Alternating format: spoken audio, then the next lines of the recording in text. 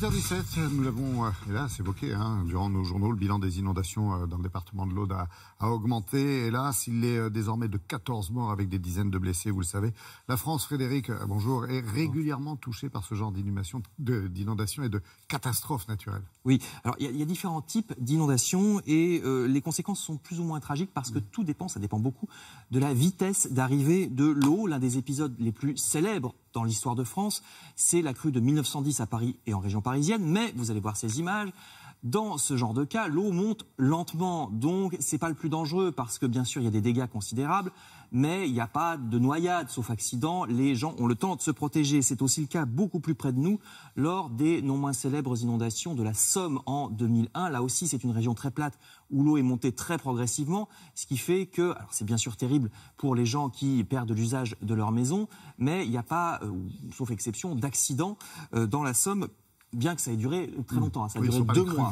C'est pas violent. Là, la situation est totalement différente.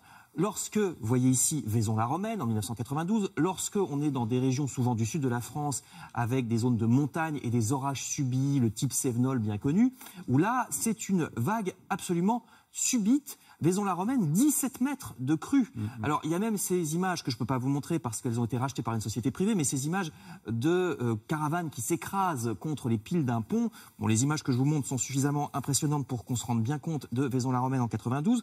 Et puis, il y a aussi un épisode qui est un peu différent. C'est, là, on est à la Faute-sur-Mer et à Charon, au moment de la tempête Xynthia en 2010, là c'est un peu différent dans la mesure où c'est pas tellement la violence d'un orage, c'est le fait qu'il y a d'une part une dépression, une tempête, mais en plus il y a un fort coefficient de marée. Donc quand on est sur la côte atlantique, la conjonction des deux fait qu'il y a des inondations. Là c'est terrible et c'est subi aussi, ça arrive subitement. Donc vous voyez ici le maire de la Faute-sur-Mer, René Maratier, qui a été accusé, qui a été condamné à 2 ans de prison avec sursis parce qu'il a laissé construire à des endroits où il n'aurait pas dû. Et là aussi, que ce soit à Vaison-la-Romaine ou au moment de la tempête Xynthia sur la façade atlantique, le côté vraiment extrêmement subi de la montée des eaux fait qu'il y a eu des morts, une trentaine dans les 2 cas. Alors, ce qui se passe aussi, c'est que la population française ne cesse d'augmenter. Cette question de construction qui se produisent dans des zones inondables, ça se pose de plus en plus souvent. En 2010, avec Xynthia, les vents n'étaient montés, si je puis dire, qu'à 160 km/h. C'est déjà énorme. Ce qui est déjà énorme, mais vous vous souvenez peut-être, pas forcément pour les inondations, mais vous vous souvenez peut-être de la double tempête de 1999 entre Noël et Nouvel An. Regardez les tempêtes. Oui, les tempêtes Lothar et Martine. Alors pourquoi je vous en parle? Parce que ce sont surtout des dégâts causés par le vent, vous voyez, donc effectivement des vents de plus de 200 km/h à l'intérieur des terres. Là, on est vraiment nettement au-dessus de Xynthia 2010.